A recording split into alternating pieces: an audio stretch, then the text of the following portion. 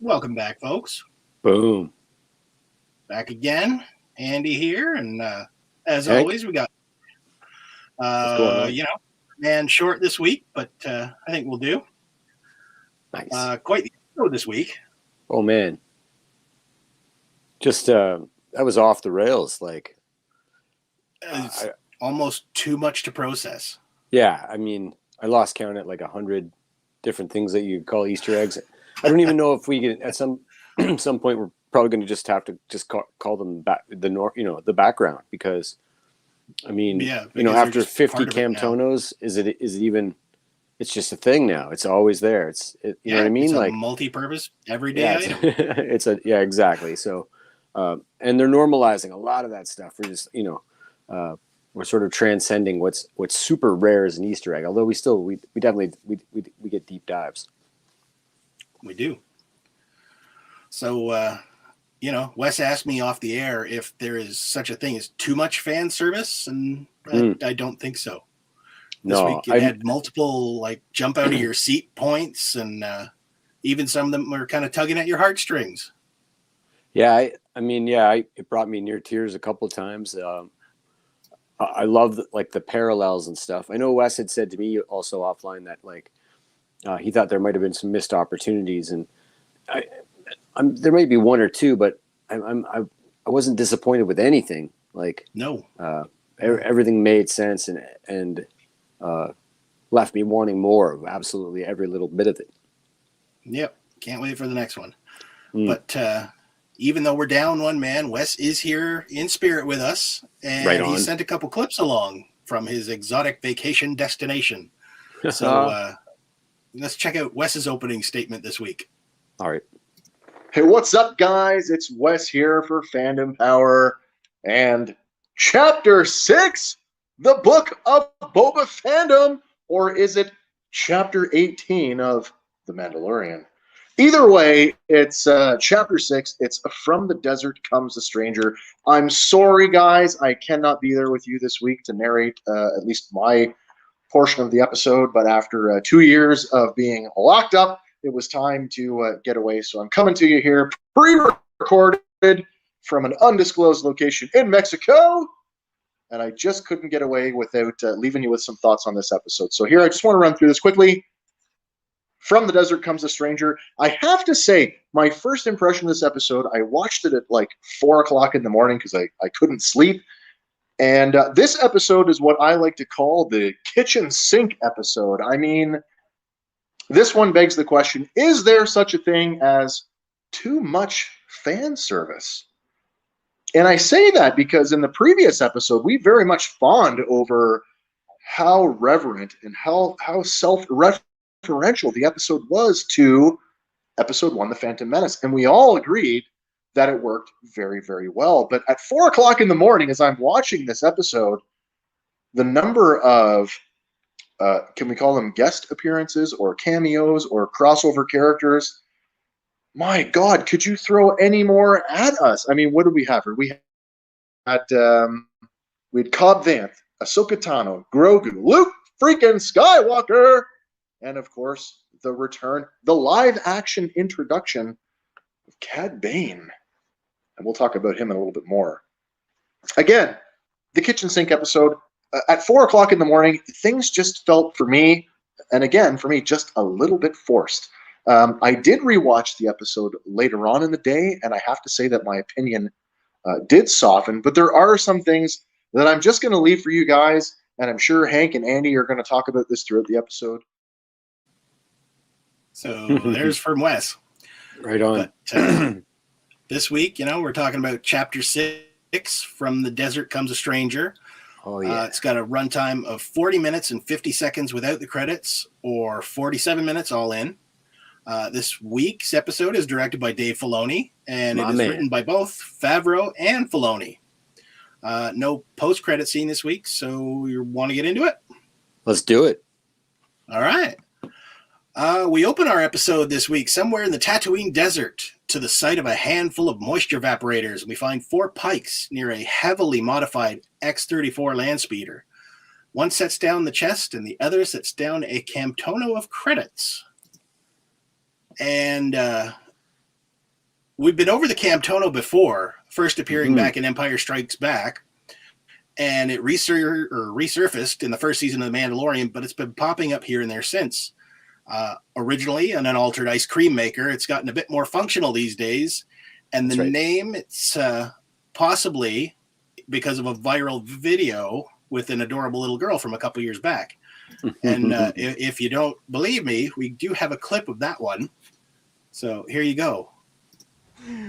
I want ice cream. Camtono.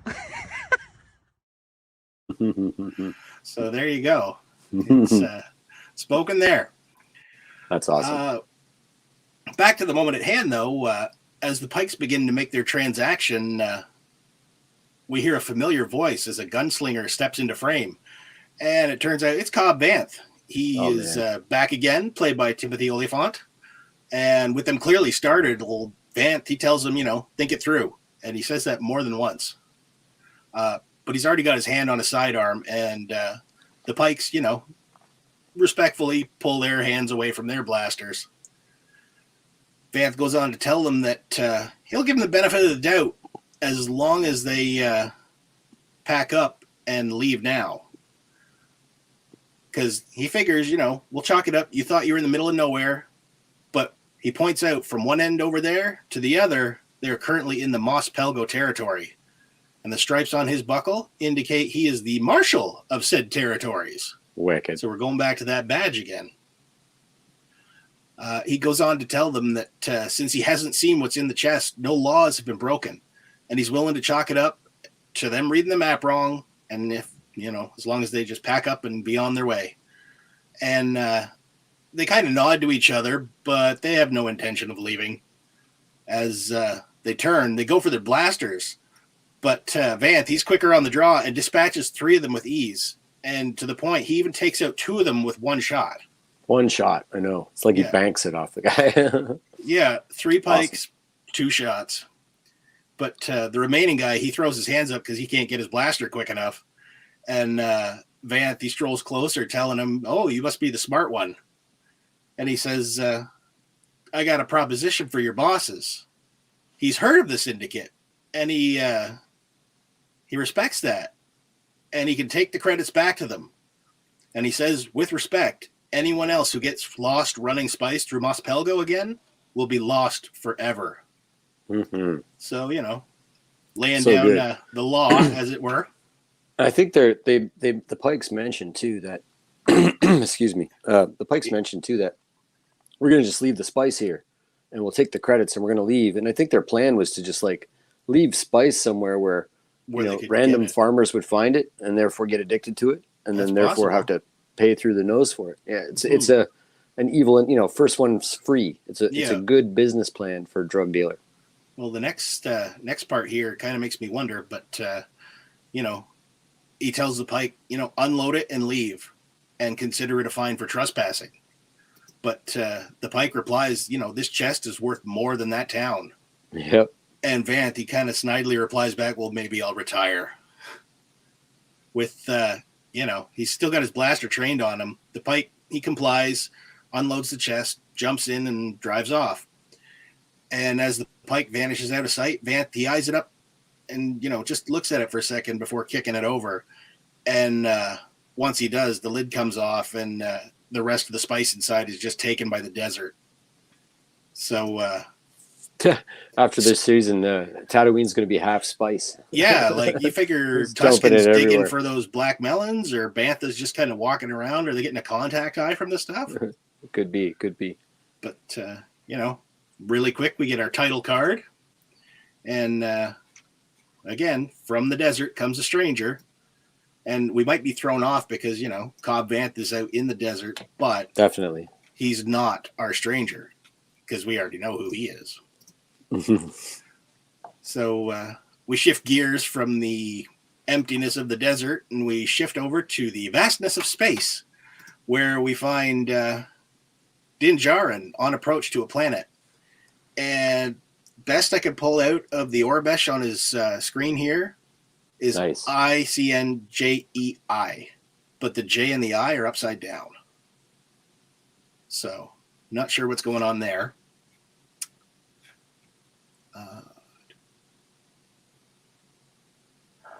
Whew. He's I'm crashing and burning here. We'll shift gears. Right. He's out there, and upon approaching this lush green planet, we get a little beeper going off, and as we see down on the planet, there's a little dish giving off a signal, and it turns out it's R2-D2. Oh, so good. One of our first legacy characters to pop up. I mean, of course, it's still the same, but it's the exact same dish and style of scanning that he does in Empire. Yeah. But at the time of writing, this droid, possibly responsible for the rescue of Grogu back when Anakin turned to the dark side, he's back. And as Mando's ship sets down, he embarks and greets the droid, telling him, "I'm looking for Skywalker and Grogu." Yeah. His whole thing with droids is completely flipped. The first thing he says is, "Hello, friend." Yeah. Yeah. So his disposition, as Pelimato said, might have changed. That's right.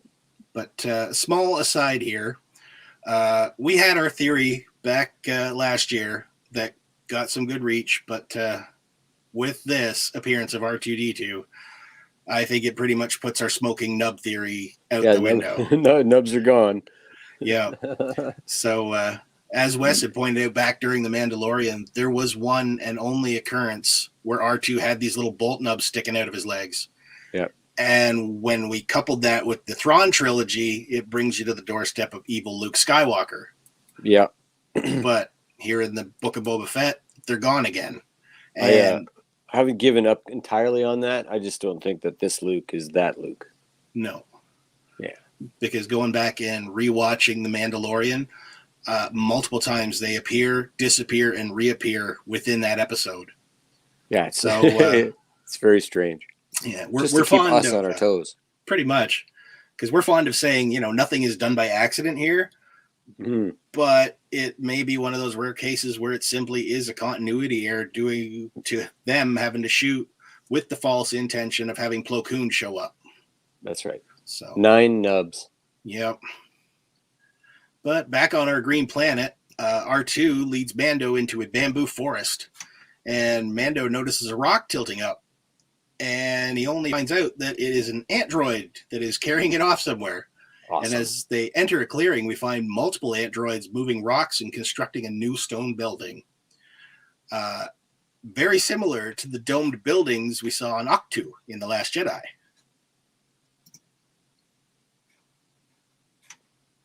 So and cool. The androids here, they're a pretty interesting concept. This is our first introduction to them. Clearly, they don't come from the planet, though, so they have to be brought in. Chances are good these are the same type of droids that probably did the construction on Ahch-To as well. So maybe there's a galactic rental place out there, and Luke got the discount second go around. If this is the planet that I think it is, this is the same place that where the Luke's Academy is eventually burned down, and this is the planet Alphana. Mm-hmm. It's defined in the comic books, in the Rise of Kylo Ren comic books, a canon comic that actually details the beginning of Luke's Academy and his training of Ben Solo and how he and Ben Solo and Lor San Tekka go all over the galaxy looking for Jedi artifacts and other students of the Force. So on this planet somewhere else, there's an extensive Jedi temple that they find and explore. And I don't even know if Luke has found it yet because they just find it in the comic. In the comic. And Ben is like 10, 12 years old then. So it's still a good 5 to 6 years in the future. But it's quite the like he's drawn to the planet for a reason. Yeah. Yeah. So it's possible that these droids were hanging around there is what I'm sort of getting at. Could be. Yeah. But moving on, Mando, he questions, is this where Skywalker and Grogu are? But an android comes up to R2 and they exchange some bleeps and bloops, and really quickly R2 powers down. And Mando, he tries to wake him up with no success. But meanwhile, the android has started stacking 2 piles of rocks. Then another one returns with a bundle of bamboo poles. He asks the androids if they know, but they ignore him and go about their work. Quickly, the droids have constructed a bench, and after calling out for bench, yeah, he's like, "Is there anyone living here?" He just reluctantly takes a seat, and then we shift across to another part of the planet, and we see two figures sitting atop a hill. And turns out it's Luke and Grogu, and they're deep in some meditation. But it's not long before the sounds of a little Sorgan frog break Grogu's concentration, and the little critter goes hopping off in front of him. He tries to ignore it, but apparently, Grogu's always hungry. And he opens one eye and uses the Force to levitate the frog before it can hop into a nearby pond. And then he skillfully brings the frog back to him and positions it to become his next tasty snack. We've seen these frogs before. They're native to the planet Sorgan, and it was there we were first introduced them, as Grogu then attempted to eat one during Chapter 4 of The Mandalorian. We also saw them in Chapter 4 of the Book of Boba Fett during a flashback when Boba was chasing that rat catcher droid through the kitchen. Mm-hmm. They were getting prepped up to be a meal for Bib Fortuna. Oh, sorry. Yeah. Spit that out. Luke, he opens his eyes just in time to see him, about to eat it. And with just a hint of admonishment, he gives Grogu, don't do it. And Grogu releases the frog, and it hops away. But Grogu then hangs his head a little bit sad, and taking note of that, Luke again closes his eyes and reaches out with the Force, using his black-gloved hand, and there he lifts the frog back out along with a dozen more. And Grogu's eyes just go wide. And seeing this, Luke, he lets go of the frogs. They all splash down, and he suggests they go for a walk. It's almost like he's proven to him there, like, here's like, yeah, you can eat one frog if you dabble, but if you learn to master this ability that I'm trying to teach you, yeah, you can eat forever. Sort of like the Christ teach a man to fish lesson almost. I'm wondering in Luke's head though if this was the equivalent of Yoda showing him lifting the X-wing. I think so. I mean, it's somewhere in there. Like you really get the impression they actually haven't been together for very long. No. Like maybe they just got there. It's possible. Long enough to start setting up shop anyway. Right. Like exactly. Yeah. Meaning Din didn't stay away for very long. Like couldn't. No. But as they go walking, they go through the forest, and Luke tells Grogu, he reminds me of someone that meant a great deal to him. And all the while, he's levitating Grogu every few steps so that he keeps up stride. And he recounts his recollection of Yoda. And Yoda was small like Grogu, but his heart was huge. And he was strong with the Force. And he tells Grogu of Yoda's speech patterns and asks if the child remembers anybody speaking that way back home. And then he asks if Grogu remembers back home. We got a comment in here. I think Grogu learns how unfair it is to use the Force to snatch something from its life. That could be too. Totally. But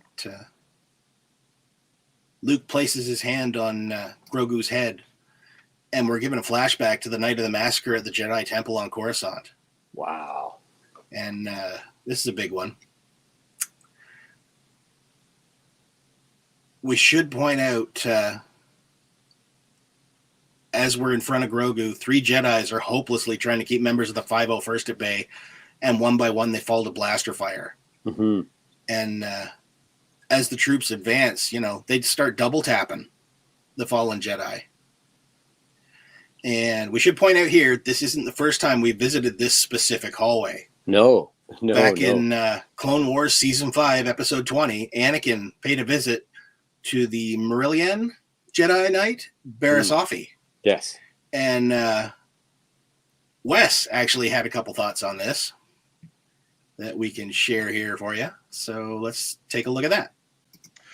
How about the whole idea of Grogu remembering more than he's actually learning anything? And then, of course, Luke trying to help him unlock his memories. And of course, we get this awesome sequence at the Jedi Temple with Grogu obviously observing the other Jedi, the Jedi Padawans in front of him, getting cut down.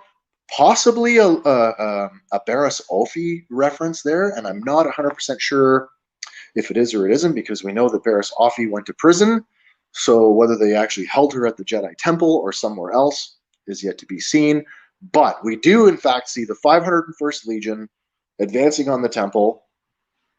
Excuse me. And we do see Jedi fall, and then the memory ends. So it begs the question, we've talked about it before, who got Grogu out of the temple? And I know that my first impression was R2-D2, based on, I thought that they had some recognition towards each other. But given with what has just occurred in this episode, I am not ruling out a return of Mace Windu.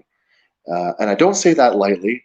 I know that it's a big one, that a lot of people are really excited that this may in fact happen, but there is a part of me that sincerely thinks that Mace Windu survived the fall. Mace Windu survived his fall out the window and is going to be the one to get Grogu, in fact, out of the temple. I wouldn't say no to a Mace Windu return. I definitely wouldn't. I'm not sure that this is the avenue for it. I mean, if you're complaining about too much fan service and too many characters in one thing, then seems weird to pile one more on. Even if he is the coolest Here's what I will MFer. say, though. We've seen the Jedi keep captive Jedi or errant Jedi in their own quarters, all throughout the Clone Wars, a few cases.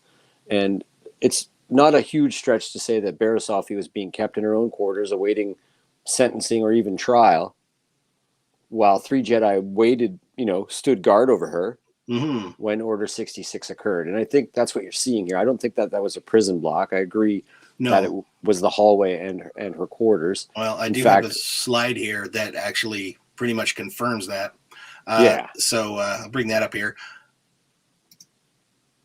So there is the view at the top there of the memory, and then below that is the view of Anakin walking down the hall. Right. And you can see the symbol on the inside and the outside as well. So it's on 100%. Both doors, and 100%. There's no mistaking it. No, and I will say this isn't nubs. This is not a mistake. This is 100% intentional. And whether it leads us to believe that maybe Barriss Offee had something to do with Grogu's rescue, I sort of tend to be in the camp where I don't think Grogu was rescued. I think that the Emperor had him, and probably had him for 25 years, and that something else occurred to get Grogu in the hands of the Nikto sort of group there when we first meet him in episode 1 of The Mandalorian. Because they were trying to recover Grogu. It's not like they didn't have him before. They already had his blood. They were already running experiments. We saw the tanks with the Snokes in them already. Yeah. So I think that possibly sort of my headcanon is that Offee tries to help Grogu, but they're both captured, and then her penchant for the dark side is explored. And I think you're going to see Barriss Offee as an antagonist in the Ahsoka Tano show, maybe even as an Inquisitor. That would be cool. For those who may not know, Barriss Offee was arrested for her part in the bombing of the Jedi Temple. Yeah, which she tried to frame Ahsoka for. She did. Her death was supposed to be part of that episode, but Filoni cut the scene. And he's on record having said he had plans for the character. Yeah.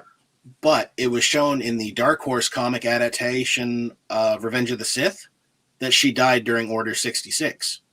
But since this now falls under the Legends category, yes, it's completely possible she didn't perish at all.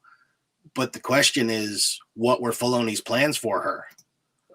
Dark Horse did some great stuff in those runs, and unfortunately, they got the shaft from Disney when they decided to strike all the Dark Horse stuff canon too. Like a lot of old 10,000 years ago Jedi stuff, Sith stuff, just got kind of put in the trash can. But hopefully they dip into some of that Ulic Qel-Dromo stuff in the the Tales of the Jedi comic is one of the best of all time. Actually, if you guys haven't read that, go check it out. But moving on back here, Grogu, he opens his eyes and looks around, and he finds himself next to Luke by a riverbank. And Luke tells Grogu that the galaxy is a dangerous place, but he'll teach the child how to protect himself. And as the two sit silently, we cut back to find Mando laying back on the bench. And if we dial in on this one image really quick, as I believe it was you that pointed it out, Hank, maybe there's something to this, maybe there's not. Foreshadowing. Yeah. But this particular visual has been used over and over, usually when we're at a point of birth, rebirth, or death. Certainly. It feels kind of like a therapy session in this scene for some reason, though. Almost, yeah. I kind of got that sort of Sigmund Freud sort of thing going on there. Yeah. Especially once Ahsoka starts psychoanalyzing his fatherhood. Yeah. But it'd be weird to go to a droid therapist. Yeah. But R2, he powers up, and sensing someone on instinct, Mando draws, only to find it's Ahsoka. Yeah. She's leaning up against a tree, and instantly recognizing her, he lowers his blaster and remarks how he didn't expect to see her here. But she tells Mando she's a friend of the family. And he also questions, as you wouldn't train the child, but why are you okay with Luke doing it? And she replies, she's still not going to train him. Master Luke is. And Mando, he asks, what are you doing here? But she fires the question right back at him. And he plainly says, I'm here to see the kid.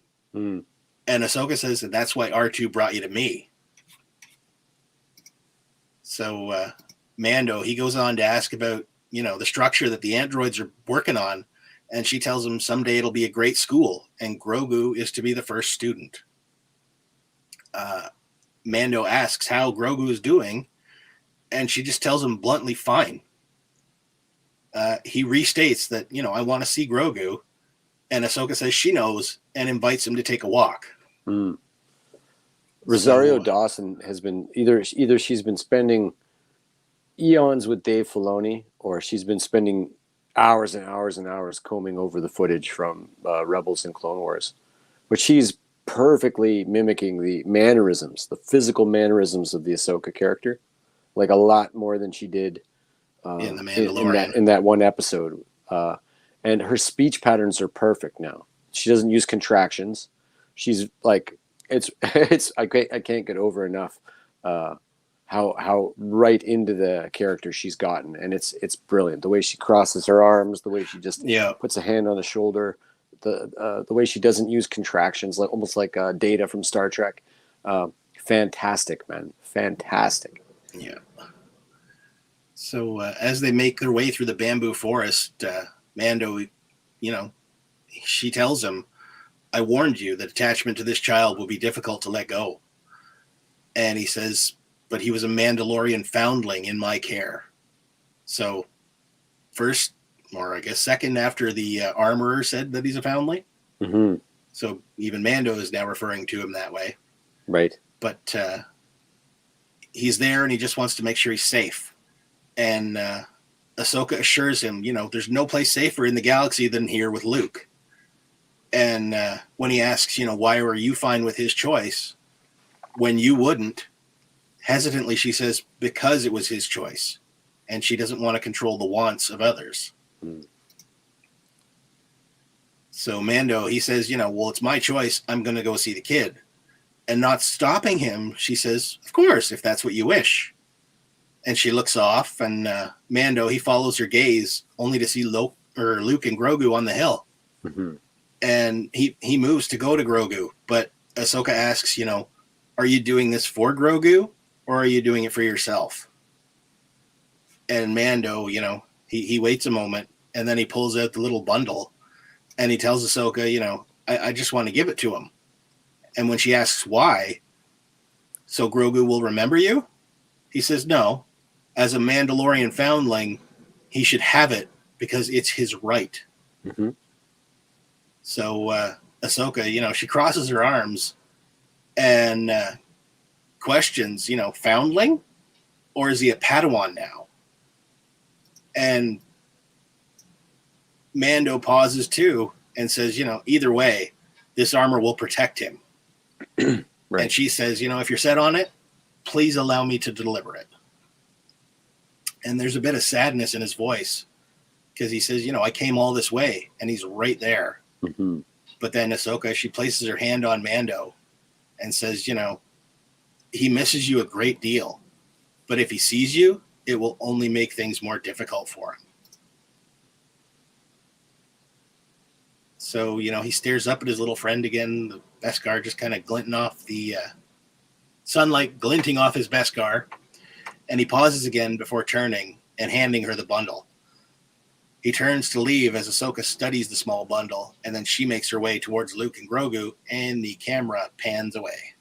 Nice. So, like, if you love something, let it go, I guess. Yeah. Because, like, he's all the way there. He's, like, literally feet away from Grogu, but still makes that choice to try and make it easier on him. Yeah, it's fantastic. So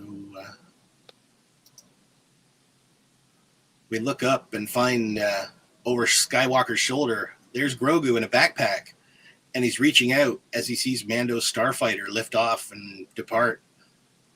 Luke sets him down and asks to see how high can you jump. And he does so, but he barely leaves the ground. And Luke, he tells him, you know, bend your knees, feel the Force, and try again. But he gets the same result.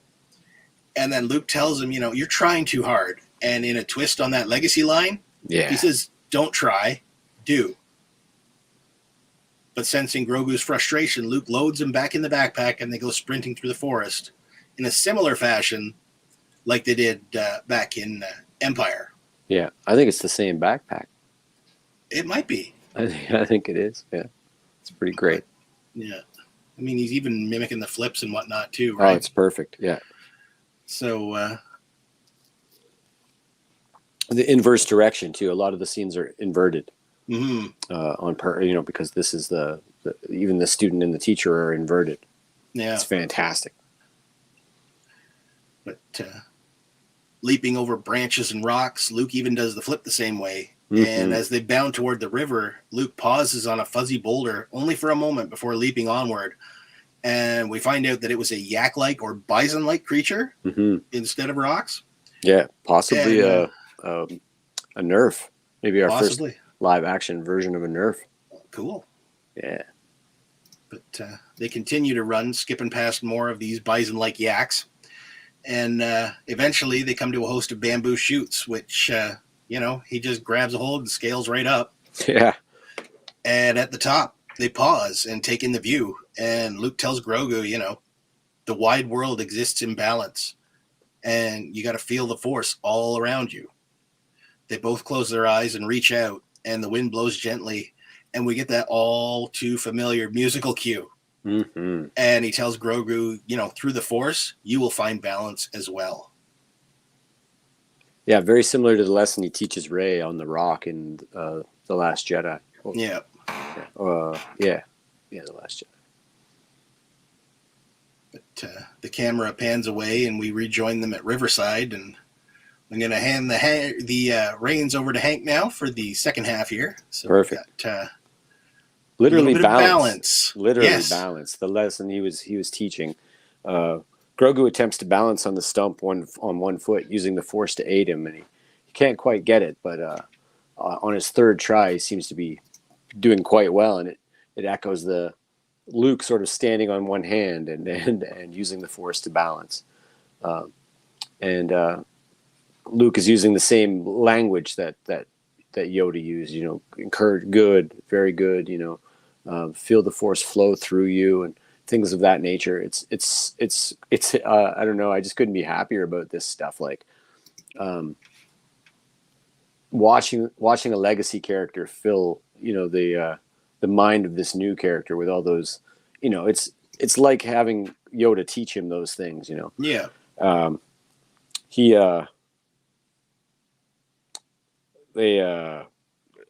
as he stands now, sort of confident, he's on one like sort of little bamboo thing, resting on one foot, really, just holding his position, real confident.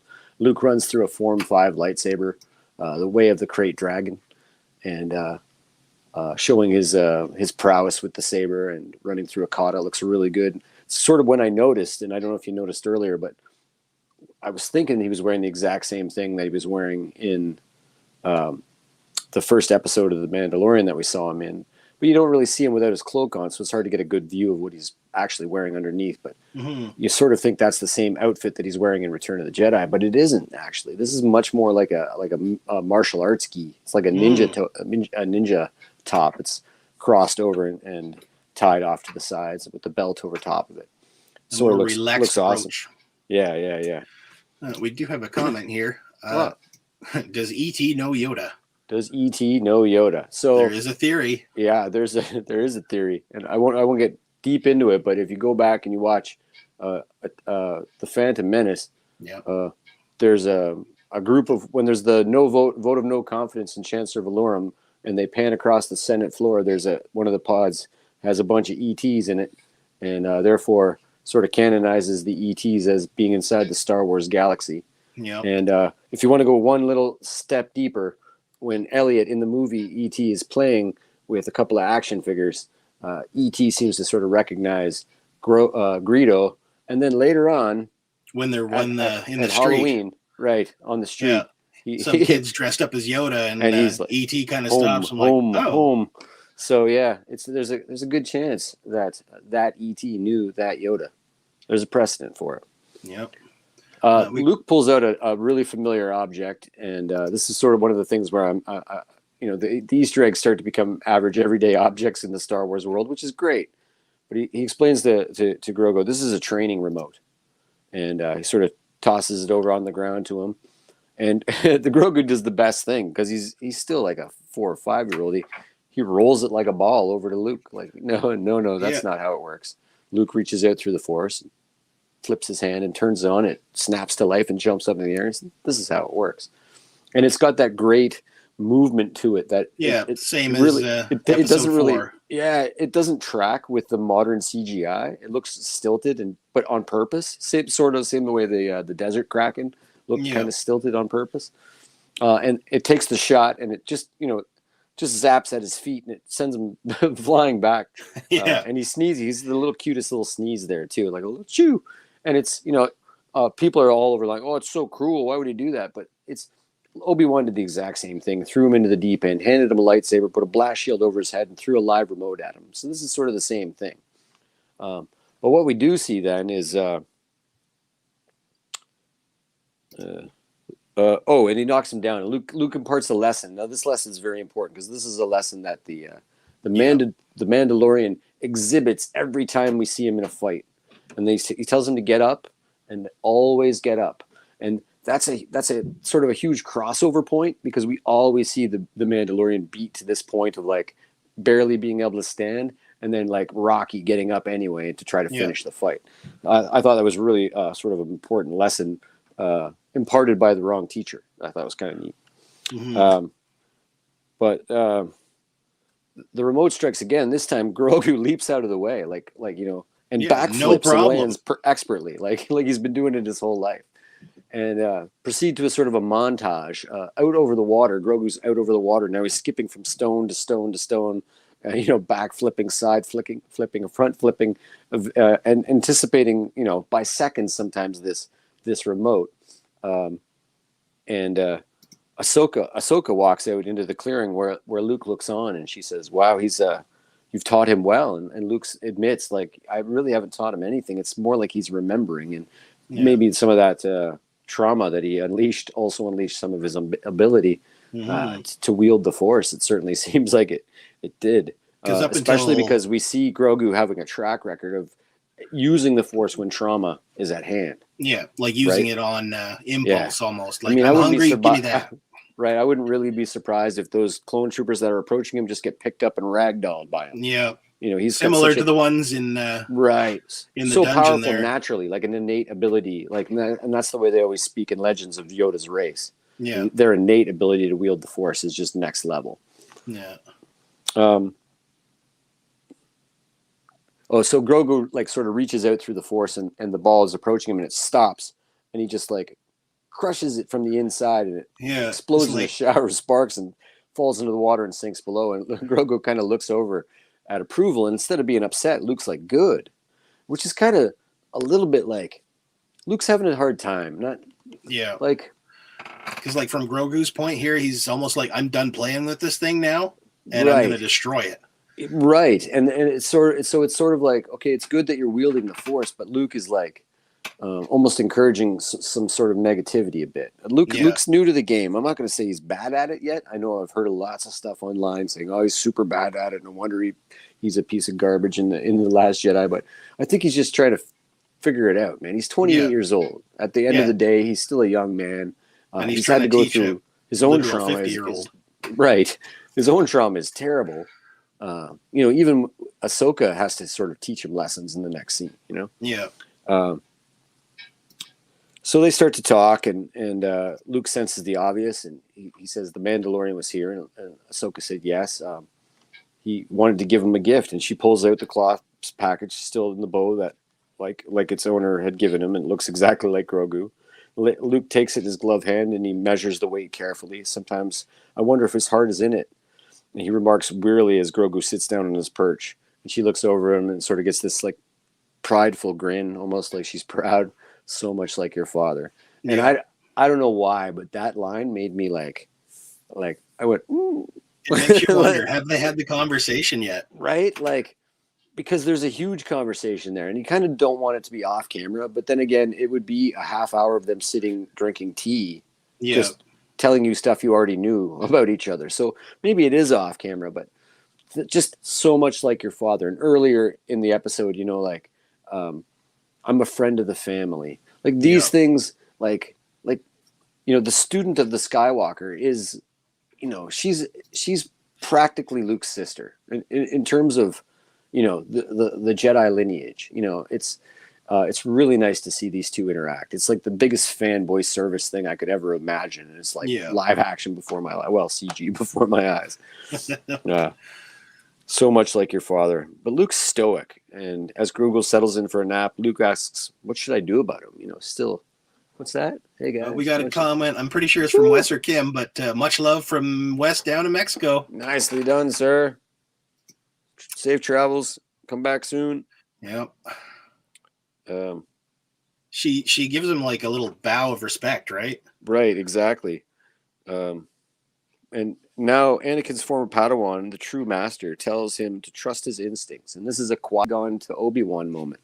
And so we're like getting the great grandfather's teaching along with, right? Like, so, I mean, and you start to see the generations, and maybe you do start to see a little bit of how it's mired in dogma too. Yeah. Because they're passing down these successive lessons, and these things, these people have to find their own ways with these lessons, because we know that it's easy to fall into hubris. Yeah, because it seems like even though Luke knows it, he's still putting his own twist on what he learned or took away from Yoda. Exactly. Luke, she gives him the thing. He measures it in his hand. It's probably heavier than he thought or lighter than he thought, but he kind of takes it and puts it in his tunic, and then she walks off, and he's like, we'll ever see you again. And it's the same line that Anakin gives to his mother. And it's actually a really telling moment where Luke is a child for a second, right? He needs Ahsoka's help so bad with this. It's not funny. And he doesn't know what to do, but she says, you have to trust your feelings. She imparts that lesson on him. And, she tells him, she gives him this sort of a Jedi salute, to the chest, like a military salute. Yeah. And she says, may the Force be with you, and walks off. And it's just like, oh God, I just need more of that. I need to see them back to back with lightsabers, just wiping out fleets of stormtroopers. I just need to see that. And then snap to a black star field as the N1 leaps from hyperspace, slicing its way across the camera. It pans to reveal the desert world of Tatooine and its familiar twin suns. My favorite shot of the episode, completely my favorite shot of the episode, is Din Djarin in that cockpit, shot from the inside. And I'll tell you why I love this so much. In the old World War II fighter pilot movies, when they actually managed to get, when they were using actual footage, they would put the cameras inside the cockpits because you couldn't obviously mount them on outside the cockpit. They just blow off. Yeah, no GoPros and you couldn't yet. fly close enough. Like that tech wasn't there yet. You couldn't fly upside down over another plane and take pictures like Top Gun. You couldn't do that stuff, right? So these and that's the traditional fighter pilot camera between the legs on the floor from the gunwale at the joystick looking up at the pilot. There's also one from over the shoulder that they use a couple times, but just the fact that they can, because now we're not in a giant cockpit where there could be a cameraman anywhere, and to sort of to bring us into that reality, they keep the cockpit cameras like fixed, and I think you're going to see a lot more of this shot, especially flying. And man, I loved it a lot. I can't say enough about it, actually. Well, even our descriptive audio lady goes out of her way multiple times to say, in the cramped cockpit. Right. So good. Such a different sort of animal to a light freighter that he used to sort of fly. He's adapting well to it, though. He is, yeah. He's a hell of a pilot, actually. We get a nice visual again of, formerly Jabba's palace, but with its spires and whatnot. This is so good. He streaks into the hangar at Boba's, and at last we are treated to a clear aerial view of the hangar side, and we can see a huge staircase running halfway up the exterior, and several more towers. And instead of a sense, like I always thought that maybe this was carved out of the rock, and I sort of get the sense by these shots that sand has overtaken it in time. That this monastery is super, super, super ancient, like predates the desert. Din banks low and pulls in, and we see several moisture evaporators and a familiar skiff just outside the open hangar. Din arrives at Boba's palace, touching down in the hangar, and we see several more desert skiffs, and Din exits the sleek craft as he approaches a familiar Gamorrean brandishing a vibro axe. Standing in front of the slave one stops him. And he tells him, "I'm here at the request of Fennec Shand." The Gamorrean nods and, no, absolutely you are. Inside Boba's war room, his tribe is gathered around the hologram of the city, and Fennec takes the lead. The Pike Syndicate has been gathering soldiers for the last few weeks, suggesting that a bit of time has passed since episode 4. So she recaps that the Mayor Mok Shaiz is on the Pike payroll and has left the planet, thinking that means the storm must be about to break. In a really funny moment, the Major Domo is like, "No, that was a scheduled vacation, Wes." Yeah. and I love the look she shoots him, though. It's like, oh, shut up. Right. Guy. And then the Gamorrean like snorts something at him that he just completely understands, because he just sort of skulks off. Based on the whispers, they believe they know where it auto-corrected to the pukes, and I love it. Where the Pikes are gathering. Telling the group that Mos Espa familiars seem to willing to just let the Pikes move into to Boba's territory. She introduces Mando, who's standing off in the shadows, stating that he and Chrysanthemum will be the enforcers, and the Mods have done a thorough job of scouting the intel, but they lack the foot soldiers for all-out war, to which Mando coolly states he might be able to help with that.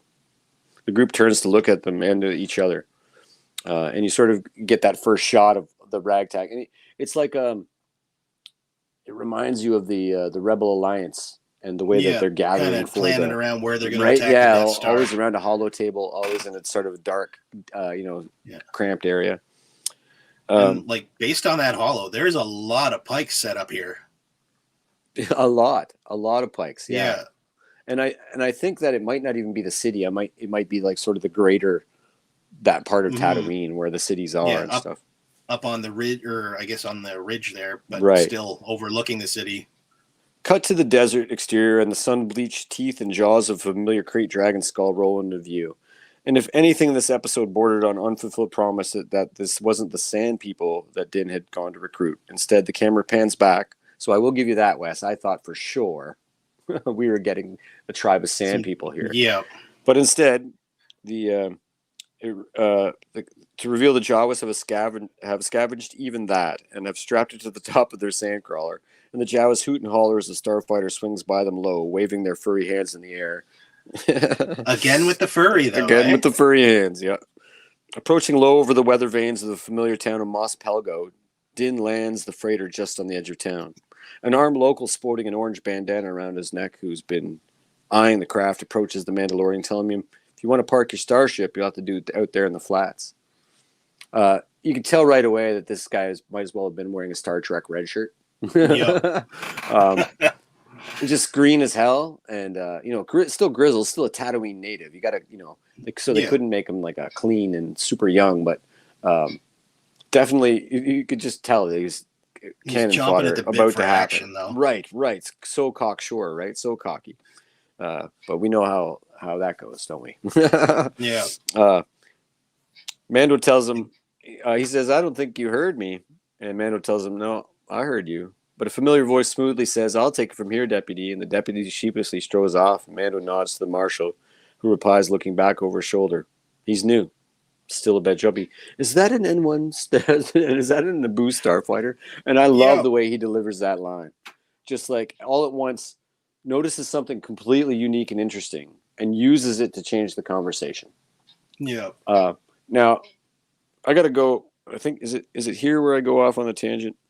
I think maybe this is probably a good place to go off on a tangent. Timothy Oliphant. I really can't say enough about this guy. In fact, I'm going to go back and watch everything he's ever done. Even that Drew Barrymore zombie show. He's fantastic.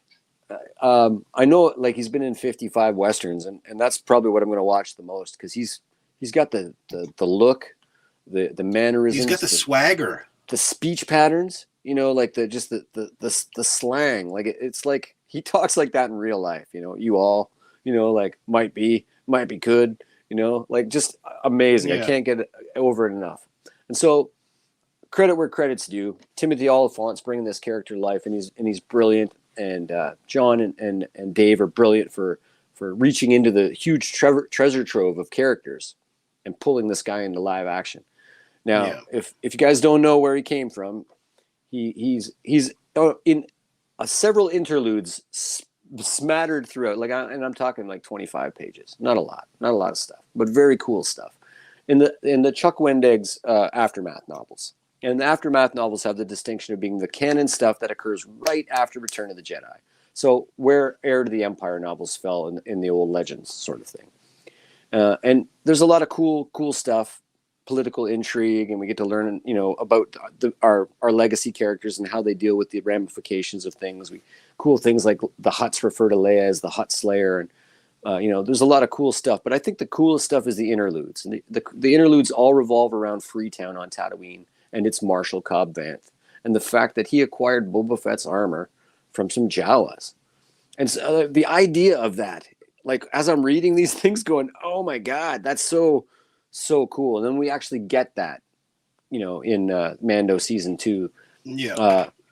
Just incredible stuff. I was so over the moon. But this week, the creator, Chuck Wendig, sort of reached out on Twitter with sort of, I don't know, I feel for the people. I feel for creators too, because I create, and I wouldn't want somebody to sort of do this to me. But he reached out in a really passive-aggressive tweet saying, it looks like corporations aren't giving credit again for things that people have created. And everybody knew exactly what it meant. But I have to sort of say, Disney just put his name on the show. It's not going to cost you anything. You could tuck it in between the guy who brings you sandwiches and the guy that tells people to bring you sandwiches. You list so many people in the credits. Throw Chuck Wendig, who's an amazing creator. I know him from when, as a young man, he wrote so many amazing comics. Had really good runs on the Marvel comics, before Star Wars comics, before Chuck Sewell started. And when I first heard that it was him writing the Aftermath novels, I went through the roof. Nice. At the same time, I got to say, he's already been paid for his work. And I sit in the same place where Stan Lee and Steve Ditko's families, grandchildren, are trying to get money out of these billionaires. And I feel like, you have money, you could probably placate them and stuff, but when you've already been paid for your work, I think it's kind of silly to I'm somewhere in between. I don't know exactly what I'm trying to say, is that I really respect Chuck and his work, and I don't want him to, and I also know that he's already been paid for his work, and it's not a financial thing. So Disney just put his name on the friggin' project because he created a brilliant character, And Timothy Oliphant brought him to life. And I do have to say, for the record, if I scratched down a cool character on a napkin and then Robert De Niro played him in a movie and won an Oscar, it wouldn't have been because Robert De Niro was so awesome. It would have been because I scratched it on a napkin. And now on to other things. So they commence with some small talk, and Mando asks him, "How you been since you gave up your armor?" And he says, "More careful." And it's just that, man, I love it. I love it. More careful. Snappy, and just to the point. So best line of the episode. Cobb asks about Grogu and laments that they both lost something they were fond of. Din asks if he can buy the Marshal a drink, and the pair head into the cantina. And for a second, I thought he was going to take his helmet off and actually have a drink with him. I really did for a second. I thought that he might have established sort of a new convention, but he didn't. In fact, inside, the Weequay bartender pours the Marshal a single glass of liquor, but it's brown. It doesn't appear to be spotchka. So things are hard. Things are tough. They're not like the spotchka days of the old armor spotchka days. They seem to be drinking some kind of cheap whiskey now. I also noticed that the crate dragon ribs are lining the inside of the cantina, so everybody's got a piece of the trophy. And I don't think the wind is going to blow that building over. No. So cool. Cobb says there's peace and his people are content. They sort of pick up the conversation. He's like, I don't think my people want to fight. And Mando tries to convince him, saying, the people of Mos Pelgo are good to go. They're excellent fighters. And the bartender chimes in, Freetown. And the Weequay, Freetown is what we call the name now. And now we're in line with the Aftermath novels. So we might as well give Chuck another credit, because it was one of the sort of things that we were like, huh? Wait a minute, it's called Freetown. So we did go over that a little bit in our first episode of season 2. Well, there's my notes on Chuck, actually. Should we point out the particular bottle of whiskey that's sitting on that bar? It is the CN Tower whiskey. So a Canadian connection. Oh, amazing. And it's getting, it does look like a space bottle too. It's getting a little traction on Twitter, actually. It's super rare. Like they gave every single employee that year that worked there when it came out, but it had a very limited run at the LCBOs in Ontario there with you guys. And I would imagine it's probably a fairly rare thing to have a bottle of that laying around. So that's a cool other prop for them to sort of suss out, and a cool catch to whoever saw that on Twitter for the first time and put 2 and 2 together. Bartender tells Mando this is a city folk fight, and Cobb agrees. And when he's pressed that he and Mando are square. And Mando says to him, almost intimidatingly, he says, I didn't think you were one to back down from bullies. And chipping at Cobb's pride. Like, they understand what makes each other tick, Yeah. And then he says, that's what I like about you. Yeah, that's what I like about you, Mando. A big smile of yours that lets you get away with anything. It's great. I love stuff that's self-referential like that. Like, says a lot of things about Mando's inability to take off his mask, because his expressionlessness, the way he acts so well through that mask, all in one little phrase there. Yeah. But Mando states flatly, there's no easy way to ask for a favor. Cobb exhales sharply. I'll tell you what, things are tough here, and I'll see what I can do. Mando nods and thanks, and as quickly as he arrives, he's off in a cloud of dust. The Marshal tells Weequay on the street, get word out to all men and women of fighting age that are coming to town. But the barkeep protests, this is not our fight, Marshal. Maybe, but Cobb thinks deeply. It might be after they hear what I'm going to say. And I think he's probably going to... Did I miss a line? There's another line there. No, but possibly. When Mando's laying into him, he says, yes, it is for Mos Espa right now, but we're all on the same planet. And at some point, it's going to come to your doorstep. And I think him, in the back of his mind, having already dealt with the Spice Runners at the beginning of the episode, that's what sparks that, they might change their mind after I tell them. Yeah. That's right. It's already there. It's already at the doorstep for sure. So I think what he's going to tell them at the town meeting is that what just happened with the Spice Runners. Yeah, he already had to run them off once, so.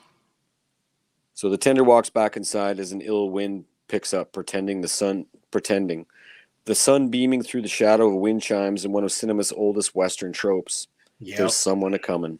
And Vanth can feel it. He turns out of town into the desert, a grim look on his face. And we see the moisture evaporators have windmills on them now, and they're turning. Yeah. And if you watch any Western during a gunfight, that's the only sound you can hear, is that creak, creak, creak. And there's so many times during this scene that if there hadn't been a bantha behind Cobb Vanth, I would have not thought I was watching a Star Wars show at all. Yeah. It just, you know what I mean? It was perfect. It went so heavy into Western territory, but it's so tense and... Oh, it's perfect. Obscured slightly by the heat waves of the dune floor, a lone figure slowly approaches. A long trench coat and a wide-brimmed hat can be made out even at this distance, and I squeal like a schoolgirl who just found a box of puppies. I know who this is. I'm standing in my dark living room about 4:30 a.m., a hand on my sides, fingers twitching like it was approaching me, and I think that I've been filled. I don't think I've ever been filled with such manic joy. I think this might have been. This is right up there. All the marshal's alarm bells are ringing, and he knows he has little time to tell. He knows he has little time, and tells Joe to take all the people to head inside for a spell. I love the Western language. Yeah. Something wrong, Marshal? She inquires. I hope not, he tells her optimistically. I just want to err on the side of safety. She complies, and his hands on his hips, the marshal strolls confidently into the middle of the dusty road that defines the small town. The lone figure still steadily approaches in the distance. Thumbs in front on his gun belt, the marshal sizes up his opponent just as the deputy comes in from a door to ask, "What's going on, boss?" Not taking his eyes off the stranger for a second, he tells him, "Let me handle this, deputy." The stranger, now more clearly defined, has passed the moisture evaporators that define the outskirt of the flats. The deputy walks down the steps. I'm not leaving you out here alone. He's cocky, he's headstrong. But Cobb hurriedly tells him, "Get inside." And the stranger finally reaches about 50 yards. The deputy reluctantly slinks back into the shadows of the doorway. Cobb looks squarely at the interloper, calmly poised, his right hand resting on the grip of his blaster. A long, high shot gives us a sense of the tension, and if it weren't for the bantha in the background, this could be any number of the great Westerns. With the POV over Cobb's shoulder and the stranger heads down, with his eyes buried in the brim of his hat, he speaks, "Cobb Vanth." And I think I pee a little when I hear his voice. Because it's Cody. You're returning I'm losing to the my mind. voice role, at least. Yeah, I'm geeking out. I'm misremembering his name, Barton. Yeah, and I go nuts because there's no doubt in your mind, but they're still doing the slow reveal, and what I'm really excited for is the millions of kids out there that have never met this guy yet. Yes. And how they're doing the slow reveal for them. It's not for me. I know. I knew when I saw him this big in the desert, you knew at the silhouette. Right? And there's still a chance that they could throw me a curveball. So I'm still like, maybe that's a different guy, Before we get too far, though, just a note on Mando recruiting the Freetown fighters. Wes has a thought on that. Oh yeah, definitely. Okay, that brings me to something I really want to talk about, and this is something that really bothers me, especially in light of all of the stuff that we've sort of been chewing at the bit for. Is we've wanted to see a return to some of the legends aspect of Boba. We wanted to see him sort of at the height of his bounty hunter-ness, if I can say that. And so we said before, if you introduce Din Djarin, then you now have access to Greef Karga, and Greef Karga gives us access to any number of bounty hunters. Why in the world does Mando want to recruit civilians for the upcoming war? And I know that there are a lot of you out there who are going to say, well, listen, man, they did take down a crate dragon, but it's an animal, and we're talking about sentience with blasters and explosives, and it's a war. I don't think, to me, it's an apples and oranges thing, and I really feel like if they do hire, or if the people of Freetown, by the way, the Mos Pelgo territory, now officially called Freetown, which brings it in line with the Aftermath novel series, which is kind of cool. yeah, missed opportunity if we do actually end up having civilians instead of some bounty hunter muscle or bounty hunter soldiers. So hopefully that will still happen. I gotta just say though, like we have convention for peasant uprisings and westerns. Yes, that's so many times we've gotten an unspoken army out of we even did it. We even did it in this sort of Seven Samurai episode of the first season of Mandalorian, where with the planet with the frogs, where we trained the villagers up real quick to deal with hardened thugs with the with hardware. These are hard people with an invested interest in saving their homes, and I don't think that bounty hunters who could turn if Cad Bane is about to make a statement. Oh, it's Cad Bane, by the way, kids. He's about to make a statement where he's going to match the money. And if he says that without loyalty to anybody, every single bounty hunter that's been hired is going to take the better deal, which is same money. I don't got to risk my skin. These people, as a result of what is about to happen, are highly motivated. Highly motivated. And being on planet already, like Boba doesn't have to truck them in. They're there ready. That's at right. The basics. Yeah. But the shots play back and forth now, focusing on the duelist from the chest up, and we get the tight shot of the stranger as his pale blue face and sharp teeth clearly in view. Whatever Fett is paying you will match. All you got to do is stay out and let things play out. He hasn't even lifted his head yet. Such a cool-ass villain. I can barely stand it. Listening from the doorway, the cocky deputy can't contain his youthful exuberance any longer. The marshal ain't for sale. Cobb Vanth shoots him an icy stare that could freeze Siberia. And Tim Oliphant is about to launch in a tour de force of silent acting. And I lose track of the range of emotions he goes through in the next few seconds. But I'm going to go back and watch his entire catalog, even the Drew Barrymore show. There you go. The stranger audibly exhales, knowing now that the way this is going to go. But Vanth tries to reestablish control. I'm sorry, I didn't catch your name. The stranger slowly lifts his head, and his burning red eyes sharply come into focus. And finally, the Duros bounty hunter, Cad Bane, steps into live action from our animated Star Wars nightmares. I guess we should give him like a little bit of a bio, preamble, if you will. like let everybody know where he sort of first appeared in the Clone Wars cartoons, and just the look of him, like right off the bat, Lee Van Cleef from The Good, the Bad, the Ugly. The intimidation, all about him, and the jobs that he's on. A lot of people like Lauren doesn't like the first sort of story about how they kidnapped Jabba's son and stuff like that. But it's because he's such a nasty villain. I went through it like his greatest hits, if you will. Okay, so he goes toe to toe with Fennec Shand while they're tracking down the same bounty, Omega. He fights Anakin Skywalker with a lightsaber, and holds his own. Okay, like barely escapes with his life, but like for a while he holds his own. He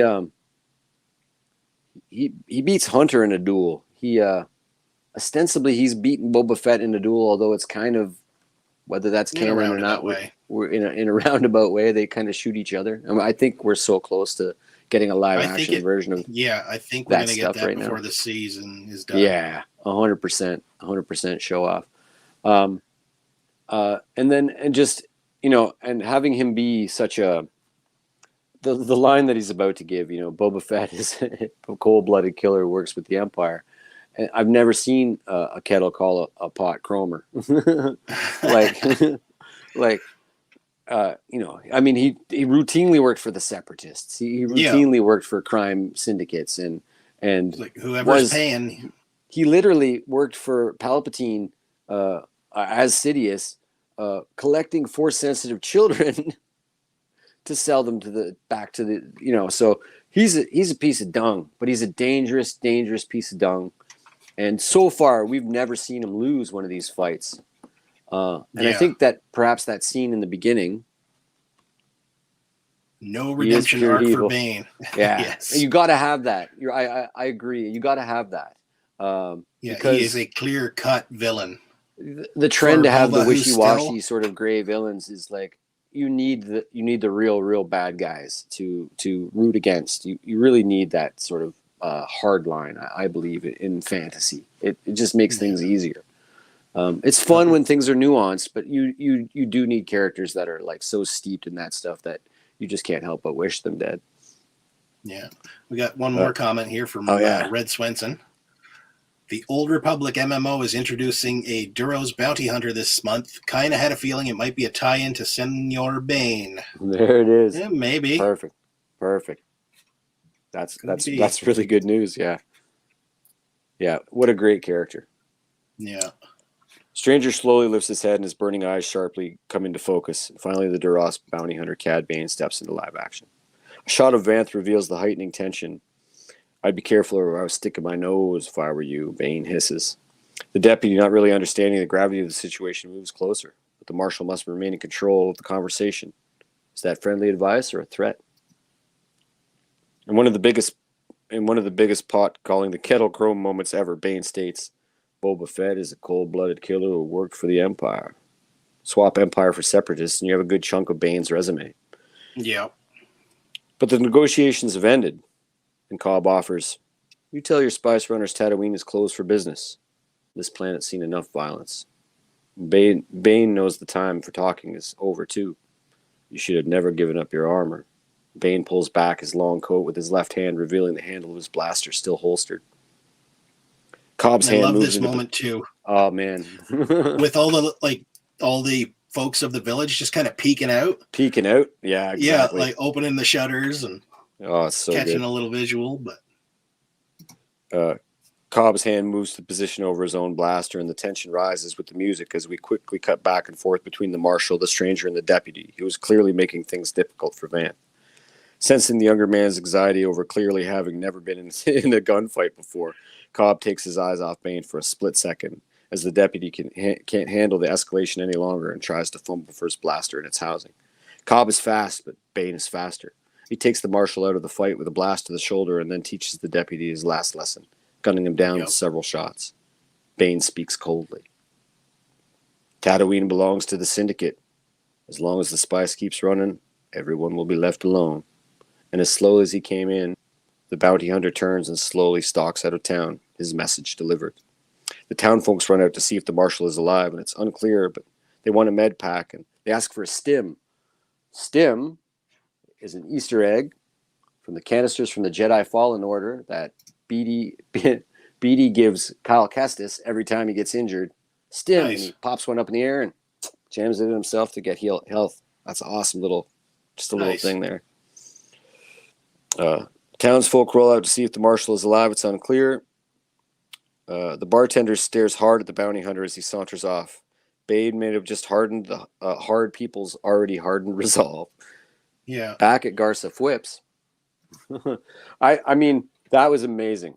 The bartender just kind of stiffens up too, right? Like, yeah. He there's some heavy resolve there. So that has the opposite. That's the opposite reaction. First of all, Cobb Vanth isn't dead. No. I'm actually not even convinced that you won't see him back in Boba's armor at some point. Yeah. Some way, somehow. I just I got a weird feeling about that. Whether Boba is voluntarily here, put this on, go fight this guy, or I mean, I can't see that being the reason, but yeah. Wes has got a thought on this too. Do it. Is Cobb Vanth dead? Did he survive the shootout with Cad Bane? Deputy, what's his name? I know for a fact that he's gone. But I think we're going to see Cobb Vanth come back because I don't think he's down and out. I think he's down, but I think he took it in the shoulder, and we'll find out that he did survive. Nice to see Cobb Vanth return, by the way. So we know for sure he did take it in the shoulder. So he did take it in the shoulder. I caught it so quick. And also the fact that they want stims and they want to bring him inside. There's all kinds of in the descriptive audio. In the subtitles they're not talking like he's dead. They don't know anyway. No, but they need to fix him in now. It reminds me a hell of a lot of the fight with Hunter. Quite frankly, the duel with Hunter. Yeah, a quick cliffhanger to let us think he's gone, but right, not really gone. Do we want to dial in on the look of Cad Bane at this moment, or? Oh, sure, we should talk about because whiners. Wes Unless has a you're in thought that on this camp, too. and then I respect your opinion. I think people are nuts. I saw one meme this week, and I didn't even repost it or anything, but it was great. It said, if you complain about Star Wars, perhaps you don't like Star Wars, and you like complaining. Let's just say this.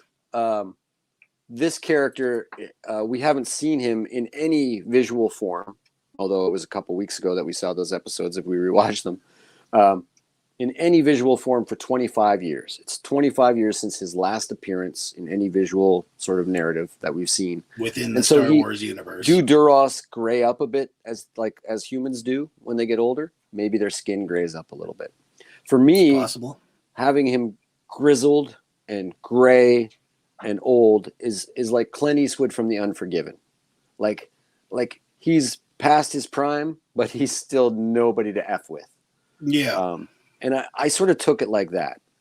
And then I saw somebody posting on a Facebook group, and I think even Wes had, actually, I think it was Wes in a comment, it said, these things track directly with the Duros that we had from A New Hope. And then went back and I looked at some shots, and then I answered him in his post, and I posted a picture of the two Duros. There's two of them, and side by side with this version of Cad Bane, they look perfect. Yeah. I've seen some ridiculous stuff. I saw a really good tongue-in-cheek one where they were like, I just saw the guy they cast to play Dooku for Attack of the Clones, and his eyes aren't mean enough, and his beard isn't square enough, and it's not like a triangle, and his head isn't shaped like a and the guy was being completely tongue-in-cheek. The animated series are highly stylized, folks. Yes. Highly stylized. Especially Rebels is so steeped in the Ralph McQuarrie production art. Okay? I don't know how to please people. Like the you're never going to please everyone, but the mopeds were too blue. Cad Bane's not blue enough. I think maybe people should worry something, about other than color. like give me something. Give me something to chew on. The fact that we're getting him in live action is just awesome. Right. And it was one of these things that we speculated and sort of called in the very first episode, the things we'd like to see, and this was at the top of some lists, and I don't understand why people look a gift horse in the mouth. I mean, he could have had Mickey Mouse ears on, and it would be Cobb Vanth, or it would be Cad Bane, and I'd be like, okay, well, I'm going to deal with it. Yeah. Wes has got some thoughts on this here, so let's roll that one. Do it.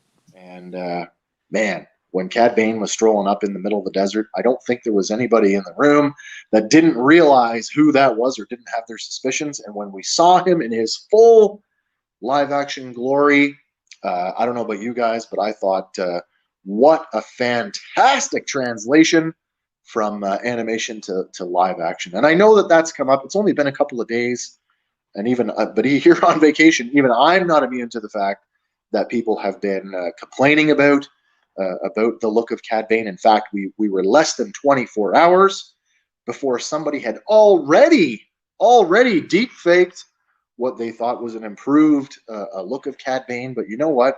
And I've said this all along, Cad Bane is a character that was introduced during the Clone Wars, and if we all just take a step back and remember that the Clone Wars, that animation style, it was a hyper stylized animation style.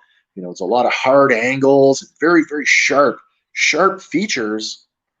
So yeah, I mean, the Cad Bane that we were introduced to during the Clone Wars was absolutely consistent with the medium and totally fit in with that style.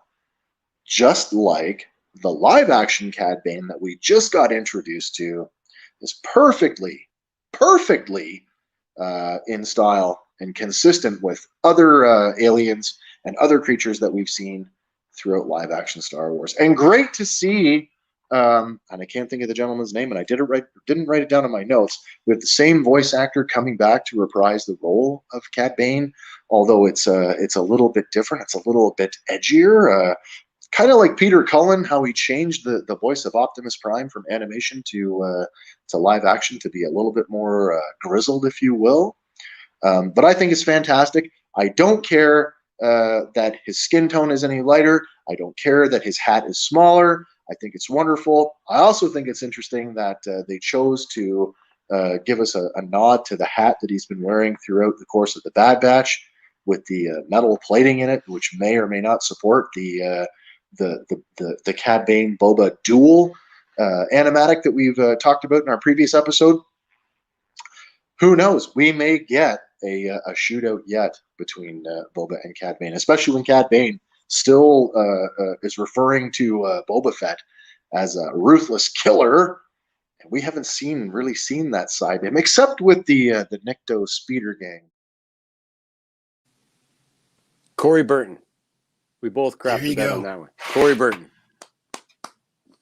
I've been slacking on the comments here tonight, so apologies, folks. But we got one more from Red Swenson. A Modbot robot arm for the Marshal. That could work. Oh, that'd be kind of cool. That'd be Make kind him of cool. a bit quicker on the draw. Yeah. Little IG-88 arm. They could spin around, do some crazy stuff. There you go. That'd be all right. Back at Garza Whips. Yes. The joint is jumping. It's night. Notably, Max Rebo is not in attendance. I don't know if you guys noticed that. Instead, the droid drummer and both musicians that are accompanied by a second Bith on horn, and that could be our man, Fingrin Dan. Garza is elegantly attired as always, and she notices that 2 Pikes come in the door. She notices the Pikes almost right away, and the Pikes take a seat at a central table, and the droid takes a drink order. Garza's Twi'lek attendants ask the Pikes if they would like their helmets cleaned, and this would appear to code for, can we pay you to behave? But they are dismissed and report back to Garza, and as the droid approaches with drinks, the Pikes get up and begin to make their way to the door. Having never seen a mob movie, Garza Whip looks curiously after them. And as they head to the door, the droid notices they've left their Camptona behind, and as he grabs it and holds it in the air only a few feet behind the Twi'lek owner, it explodes in a thunderous crash. From the front of the cantina, a fireball explodes, knocking even the Pikes on the street to the ground. Oh no! I don't know that our sweet little Garza Whip, and I don't think she survives this, man. Like, I know. The look of terror on her face is just so telling. Yeah. Like in the instant she realizes what's about to happen. You got to know too, like in your head, that's like some of Tatooine's like elite scumbags hanging out at that place. Like it's where the sort of like, you know, everybody in there looks like Canto Bight. Everybody's dressed to the nines. It's a seedier dive, but you can imagine like if you wanted even, you know, if you didn't want a high end place, you'd go to Mos Eisley and sit in a dank cantina. But so you got to imagine they took out a chunk of the wealthy, if you will, in Tatooine. Mm-hmm. There, further making their statement. Back on the lush planet, Luke and Grogu sit in the single completed stone structure, reminiscent of the structures in Octu and the one we see burning in The Last Jedi. Grogu and Luke sit in the shady center of the room, cross-legged across from one another, and a red cloth laid out between them, bridging the distance. Luke removes Grogu's presents from his tunic, placing it on the cloth to his left. He opens it and holds up the Beskar chain shirt we all knew was in there.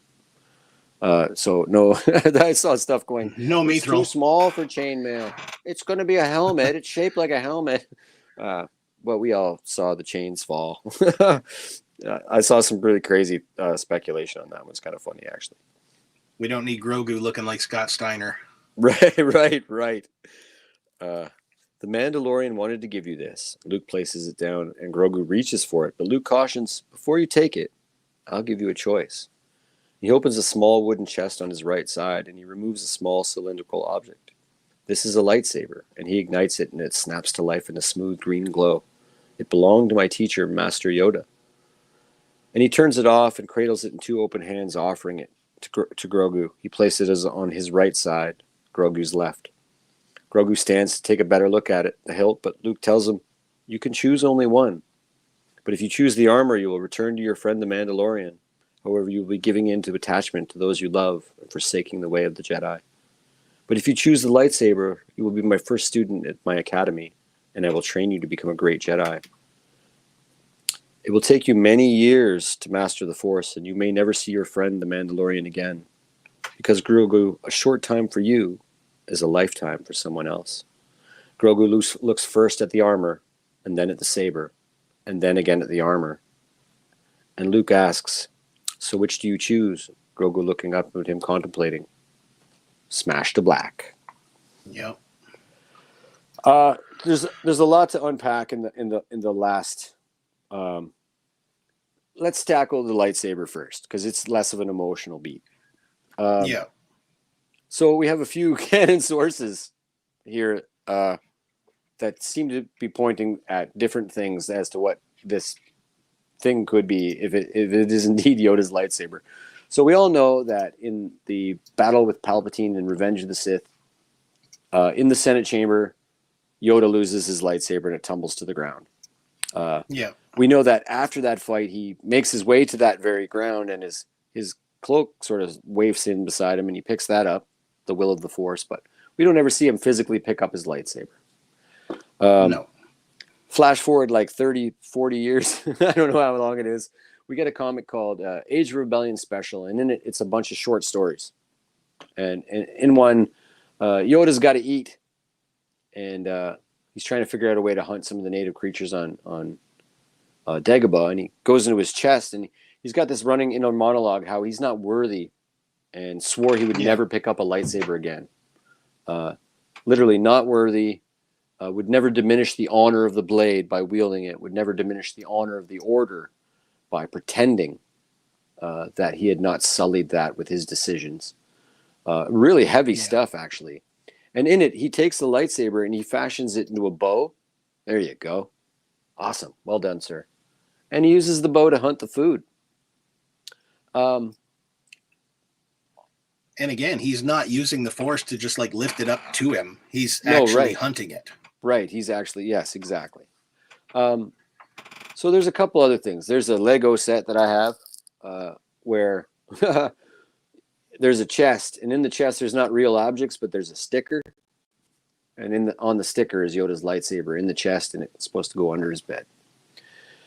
In the 2016 complete locations, I found, and it was really, really hard to find. I had to go through Google Books and like try to look at a preview, and then actually you can preview every page in a book, but you can only like have half the page. You got to zoom in on it like crazy. Yeah. But I did find the entry on Dagobah where it actually shows Yoda's lightsaber looking identical to the one that Luke has in a chest with a little note, Yoda's lightsaber, which he does not ever use. Flash forward even further, 2017 Darth Vader comic number 1. There's number 2. It's here somewhere with me. And in it, one of the emperors, I think it's Polymassa, one of the emperor's like sort of political pungents, one of his like right hands, publicly burns Yoda's lightsaber in front of everybody on TV, if you will, and broadcasts it all over Coruscant, all throughout the galaxy, that they finally defeated the corrupt Jedi. So we got some things going on here. We got an official source book from 2016 saying that Yoda had it. We got a Lego playset, which is sort of actually spoiled some things in the past, saying that Yoda had it. We have Luke holding it in modern times, if you will, saying that Yoda had it. And we have a comic book that, while canon, says that it was burned in public. So I'm going to run down a few theories here. First of all, it's not ridiculous that Yoda could have had 2 lightsabers and maybe even had a working hilt for another lightsaber pre this lightsaber or during the same time. Not that he would construct a new one after, because we know his views are pretty anti-lightsaber in terms of that. Also, Obi-Wan lost his lightsaber reportedly 9 times. Anakin lost his lightsaber less than Obi-Wan, actually. The first time Obi-Wan remade a lightsaber, he made it identical to the first one. And after his 3rd and 4th ones, he changed the conventions. Anakin made a lightsaber as Darth Vader, sort of like an inverted version of his lightsaber that he made when he was a Jedi. So there are conventions where these lightsabers are very similar. So And then another thought occurred to me. If they didn't have a lightsaber to burn and they wanted to burn a symbol, wouldn't it be easier than the three things that we've seen being wrong? But the thing that's wrong there is that they're actually burning an effigy. It's quite possible. And then what we thought, and they literally thought it was Yoda's lightsaber, but they were burning an effigy. All these things are theories. Luke's got something in his hand he's offering to Grogu. And I guess that sort of takes us to choose the ball or choose the sword. Mm-hmm. A lot of people are up in arms about this scene, saying it makes Luke to be a complete jerk-off. But it's classic. So the other thing I got to say about this episode is we're split right down the middle with the two things that make Star Wars the best thing in the whole world and why we love that so much.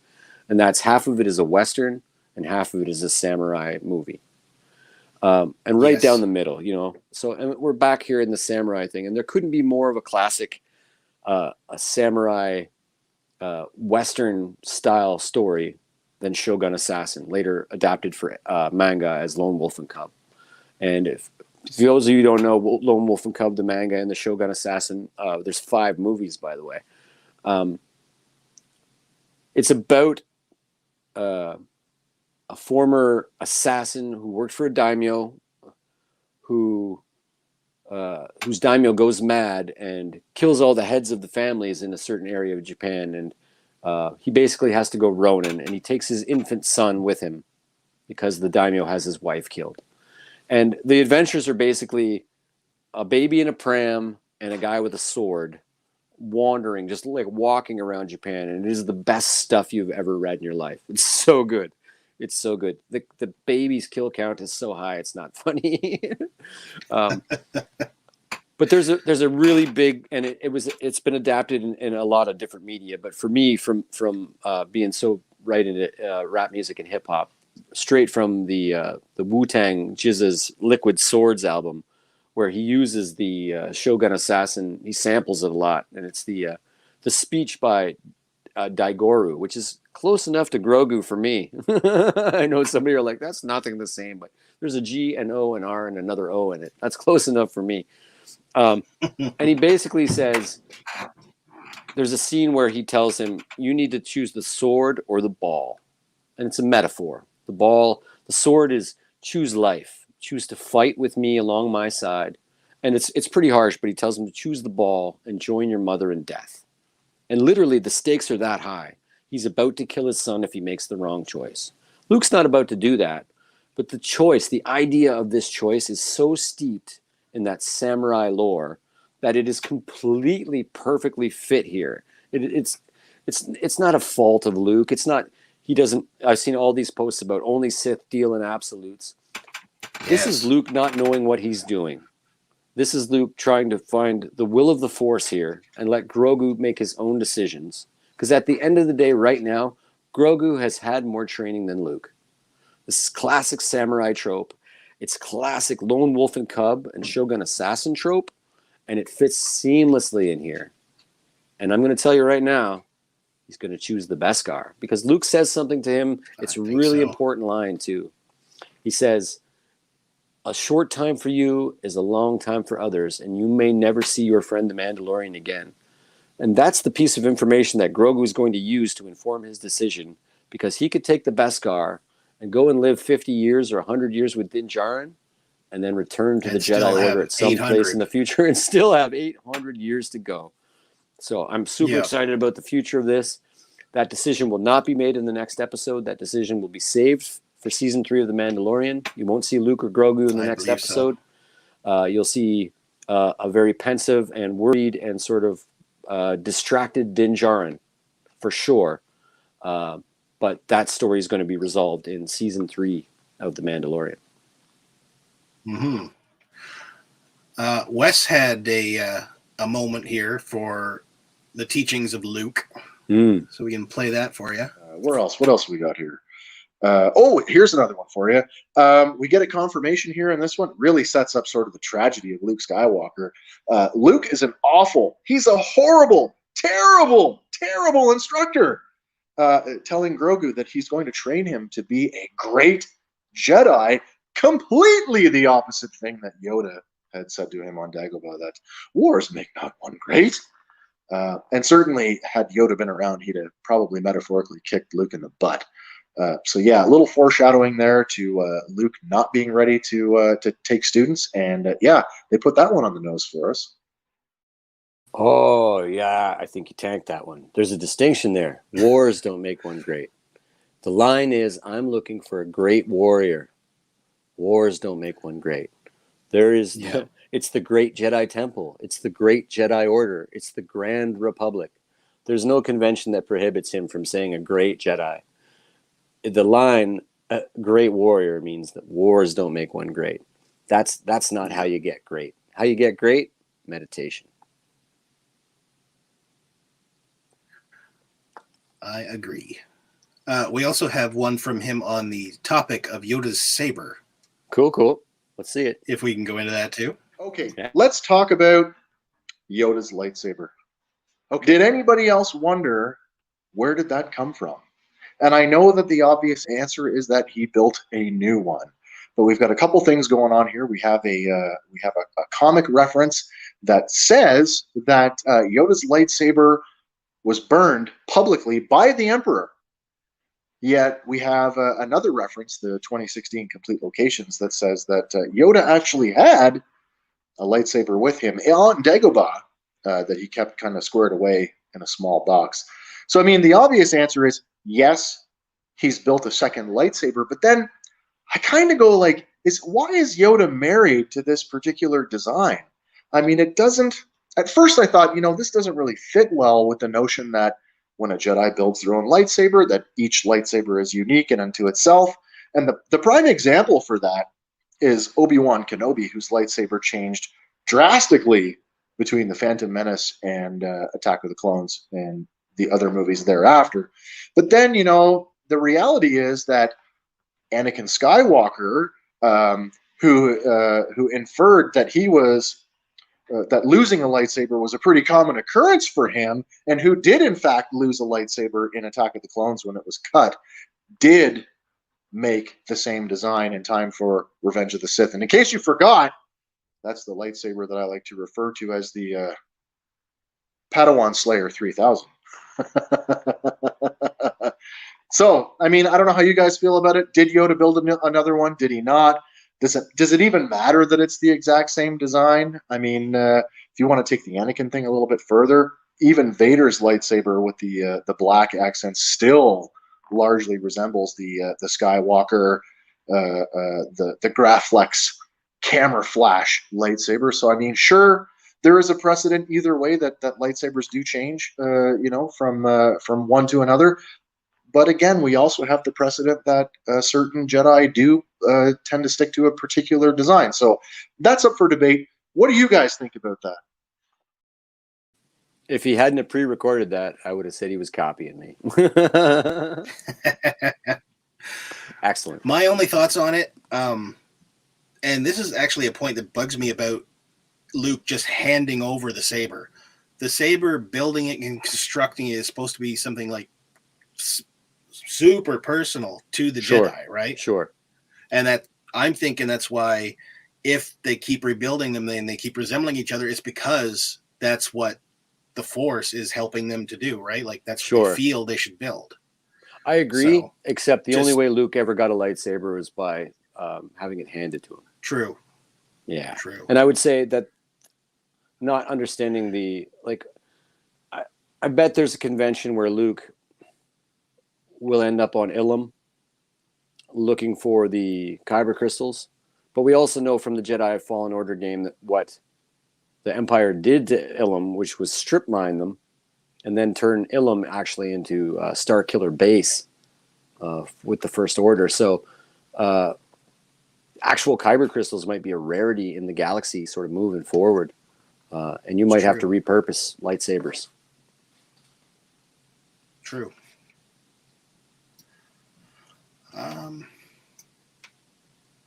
Yeah, so that's our episode. I think so. We've cut to black, and we did it. Woo! We got one more to go. Wes will be back with us next time. Oh yeah. It'll be smoother. We didn't do too bad though. We're pretty good. No, we didn't. Couple we got another rookies. comment here from Red Swenson. My thought for the finale: Luke shows up to drop off Grogu, possibly with the Falcon and Han Solo, and ends the war on Tatooine. Nah, I don't think so. No, that's a great idea. I think we're gonna get not him. that I wouldn't bat an eye at it. I just don't think it'll happen. I think. Have you heard the rumors that they're going to be doing a Shadows of the Empire live action movie? I've heard rumors. I haven't looked too far into it, though. Big rumors lately. I know a giant freaking robot or whatever. They're hit and miss, but some cool stuff out of Bespin Bulletin and them. That would be cool because it would give them an opportunity to flex and literally like de-aging all the legacy characters. Yeah, I mean you need everybody in their prime. That, for those of you who don't know, Shadows of the Empire occurs between Jedi and Empire and Jedi, and it sort of tells a little bit of the story about through the eyes of a character that's not one of the legacy characters, called Cal Kartan or whatever his name is. The story of what happens and how they try to find Luke, and little things like Leia learns the thermal detonator trick from Lando. It's how she acquires the thermal detonator. Watching Luke to have on hand. Not very good at, she actually knocks Boosh out and gets the costume. We're just watching Luke not be very good at the Force. Spending time in the opening chapters, he's meditating, trying to walk a tightrope at a Tatooine circus after he's mind tricked everybody to like not remember that he was there, and they're all just wandering around sort of mindless, like a horrible thing for a Jedi to do. And he's walking on the tightrope, trying to meditate and do Jedi flips and tricks and stuff, focusing on his body, but he can't stop replaying losing his hand to Vader over and over and over in his head. He's got some heavy trauma from it. It's a great thing. It would be great to see, and it would be a real cool exploration of, could you actually do a movie where every single character is de-aged? That might be some cool stuff, but I don't know if they're gonna hit us over the head with Han Solo and Chewbacca and the Falcon and Luke and Grogu. That might be too much fan service. I don't know if that's a possibility, unless they're all just sitting around playing like Sabacc. That would probably drive me mental. I think that like I said, I think you'll see the decision will be made off camera. The decision will be made next in The Mandalorian. I don't think Grogu will get dropped off. For a 5-minute scene, I don't think we'll have Luke return to his old stomping grounds in such an innocuous way. If Luke ever returns to Tatooine, it's got to mean something serious. Yeah, not just for me. Not just a drug cartel war. Right. We got another comment here from a Facebook user. Sure. End the war on drugs. Well, that's, I guess, technically their intent. End the war on spice. Yes. Boba Fett, go and do it. Perfect. But we do have one upcoming thing, though. And you had pointed this out to me. There's a new 5-issue miniseries coming from Marvel this May. Star Wars Obi-Wan, written by Christopher Cantwell, with art by Ario. Sorry about the name. Anidito. Very cool. Yeah, but the series will find Obi-Wan. Go ahead. I would think it would fill in a lot of backstory, because it says it's going to find Obi-Wan in the final days of his time on Tatooine, chronicling earlier adventures in his own journals. Right. And that one came from StarWars.com with a reveal of 3 covers for issue 1. Yeah, which, absolutely. This is the journal that Luke finds in the actual ongoing Star Wars comic. There's a few episode or issues, if you will, dedicated to those things. So those stories about Obi-Wan. So it's kind of cool that and probably serve as a nice primer too for the show, which should be hitting the airwaves very close to that. In fact, Disney Plus exec erroneously tweeted that the show would be on in May, but was talking about the comic book and confused the hell out of some people. Yeah. Well, there you go. But I think that's all I got for this episode. Me Me too. I can't wait. I've never been stoked for a TV show. Like, just keep them coming. I can't. Cassian Andor, Ahsoka, Obi-Wan, Mando season 3, more Bad Batch. Yeah. I just it's an avalanche of cool, and I just can't wait, man.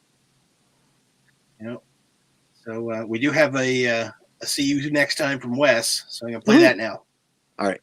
We've got one episode left coming up next week. I'll be back from vacation for that one, so I'll be back to the narration seat, and I'll be back with you guys in a week's time.